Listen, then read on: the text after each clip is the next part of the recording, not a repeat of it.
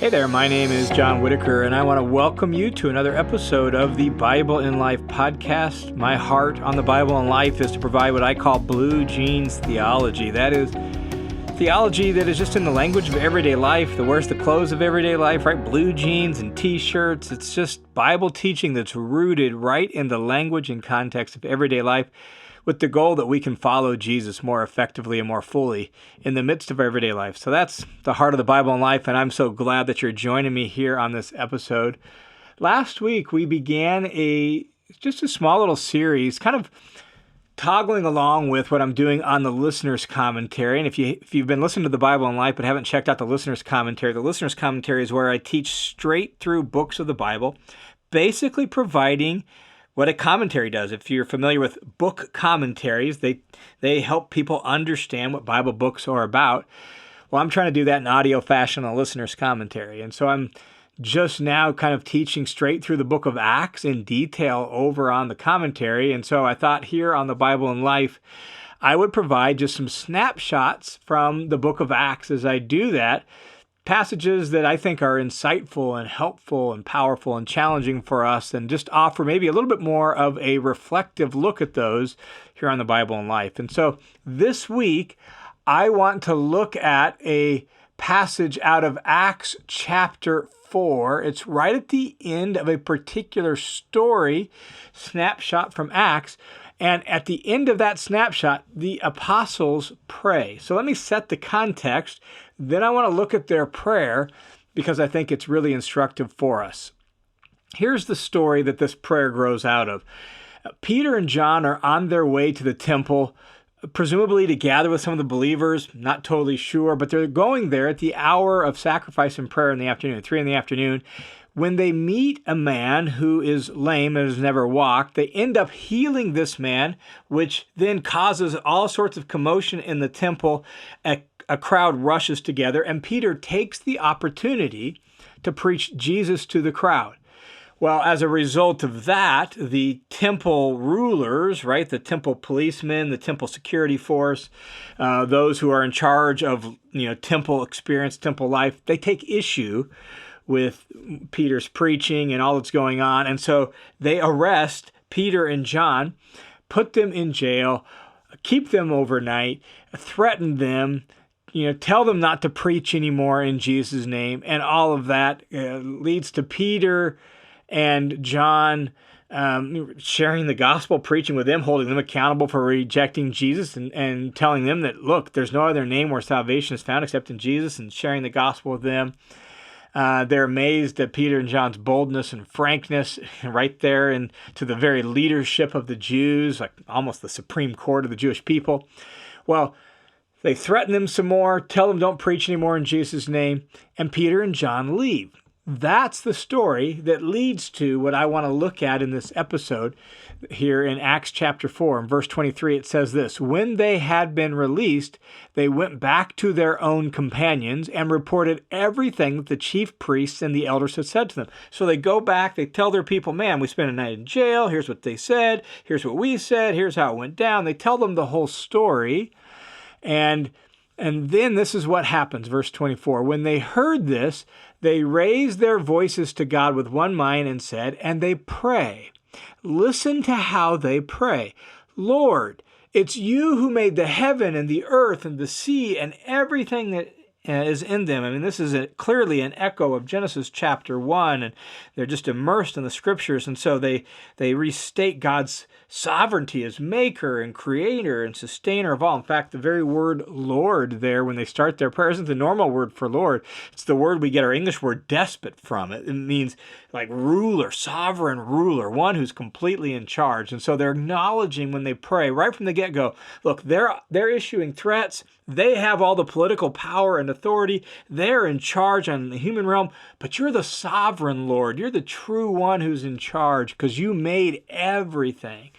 And then they go on in their prayer, who by the Holy Spirit through the mouth of our father David, your servant, said, and they quote a passage from the Psalms, a passage about opposition to God's Messiah, God's anointed one. Through David, your servant said, why were the nations insolent, the peoples plotting in vain? The kings of the earth took their stand. Their rulers were gathered together against the Lord and against his anointed, or against his Messiah. And then they just apply that to their situation. Verse 27, they say, for truly in this city, the city of Jerusalem, there were gathered together against your holy servant Jesus, whom you anointed. In other words, he's the anointed one that, we're applying this to here from this psalm. He's the true, final, ultimate anointed one, the true Messiah. There were gathered against him Herod, Pontius Pilate, other Gentiles, right? The Roman guards and centurions and soldiers, right? And the people of Israel. When we talk about the peoples in the text, it's the people of Israel. So like this psalm, they're saying, fits our context maybe more perfectly than it fit its original context. And so in view of this, again, they're just, notice how steeped in Scripture they are, and they're just praying this Scripture back to God. And they say, so they were gathered together, but they were still under your sovereign control, verse 28, to do whatever your hand and purpose predestined to occur. And so they carried out their evil plans, but you're using it for your good purposes, God. And so here's what they pray. And now, Lord, look at their threats and grant it to your bondservants to speak your word with all confidence while you extend your hand to heal, and signs and wonders take place through the name of your holy servant Jesus, because it was a miracle that led to the event that led to them getting in prison and all that, right? Now, that's their prayer. That's their prayer. It's not super long, as recorded here, but man, I think there's a lot of insight for us. Obviously, I've emphasized this reading down through it, how steeped in Scripture they are, and their prayer is steeped in a worldview of the Bible. It's steeped in the language of the Bible. They speak it back to God. I think that's important for us in our own praying, and to be people who are just saturated with the Scriptures like they were. But what really strikes me is what they ask. What do they want? What do they ask God to do? Well, verse 29, here's their request. All that setup about God's sovereignty and God's in charge and how people are, arranged against Jesus, the Messiah, and yet God's using it for his purposes. That's all set up. Here's their prayer request. Verse 29, and now, Lord, look at their threats. That's the first thing they want God to do. Just take notice of their threats to us. See them. Pay attention to them. They're threatening us. And grant your bondservants to speak your word with all confidence, because their threats were, don't preach anymore in Jesus' name. Don't preach anymore in Jesus' name. Quit speaking about Jesus. Quit teaching the people about, right? Like that's their threats. If you don't, then here's what's going to happen, right? And their specific request is, Lord, notice that, and grant us as your servants to speak your word with all confidence. Now, I find that fascinating because of what they don't ask for. They don't ask, protect us from their threats. They don't ask us, God, deal with them and get rid of them so that we can continue to preach your word. Now, they may have felt those things, and who knows. But what they asked was, see their threats and give us boldness. It's translated confidence, but it's the word for frankness, boldness, freedom of speech. Like, that's what they want. They're asking, Lord, give us the boldness and the frankness just to keep speaking your word in view of their threats. See their threats, recognize them, do what you're going to do. You're the sovereign Lord. You're in charge. We know what happened to Jesus and how you use that for your purposes. So whatever happens to us, we're trusting your sovereignty. Just give us the boldness to speak your word, to continue to teach about Jesus, to continue to preach about Jesus, regardless of their threats. I just think that's so instructive to us. So often I think we are praying for protection. We're praying for, God bear much fruit. We're praying, God squelch them and put them down. I know I often pray that way, and I don't think those things are totally bad. But I love the fact that they're like, doesn't matter what they've threatened, God, we just want to obey you. We want to do what you want us to do, and that means we need boldness and courage and frankness just to keep preaching Jesus, because they told us not to do that anymore, but you're the one, oh God, who told us to preach Jesus, so give us that boldness. And the result is this: when they had prayed, the place where they were gathered was shaken. Some, like there was some actual shaking of the place where they were gathered as an immediate response to their prayer. And then look, they were all filled with the Holy Spirit. Every time in Luke's gospel and in the book of Acts, when someone's filled with the Spirit, they speak. So they were all filled with the Holy Spirit, and they began to speak the word of God with all boldness. Same word translated confidence in verse 29. They went out and they spoke the word with all boldness. God answered their prayer, and they went out and they spoke the word with boldness. And I think we can learn from that. Regardless of our context, regardless of our circumstances, regardless of people's response, even doesn't necessarily matter how people respond, may we just be people who obey God. And He said, go and make disciples. And that means telling people about Jesus and preaching the gospel. And that's something I personally could get better at. Maybe you could too.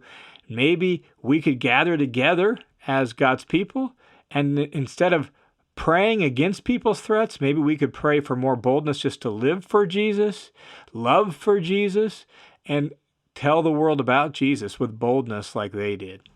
In fact, it was their boldness that God used to change the entire world.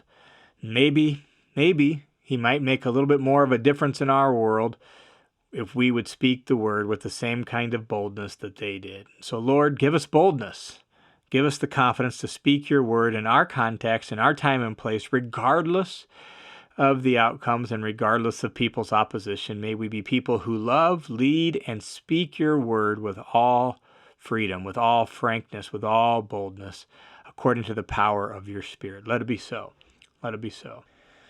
All right, if you are a lover of Scripture and someone eager to understand the Scriptures more fully and more deeply, I would encourage you to check out the listener's commentary, where I teach through the book of Acts and other books as well, just in tons of depth with more detail and yet in the same down-to-earth, livable sort of language. And so you might check that out. I'm also working very hard on releasing a companion to the listener's commentary, which will be kind of a paid area, but I'm going to do it on a pay what you can afford. So if you can only afford a few dollars a month, right, $5 a month, great. If you can afford more to offset the cost, great. But it's going to be charts and articles and pictures with descriptions and background material and special studies and links to other resources that I think would be helpful, so that if you want to dig in deep and dive deep into the Word of God, I'm working on that. And hopefully, Lord willing, in the next couple of weeks, I will have that done for you as well. So that's over at the listenerscommentary.com. If you haven't checked that out, you might swing over to there. You can also find the audio on your podcast player as well. So Listener's Commentary, just search for that in your podcast app. But that extra bonus content will only be found on the website at listenerscommentary.com. All right, thanks for tuning in to this episode of The Bible in Life. Thanks for your prayerful support. Thanks to those of you who support this ministry financially. May God bless you. May He lead you. May He strengthen you for His purposes. And may He glorify His name through you. God bless you guys. I look forward to talking to you again next week.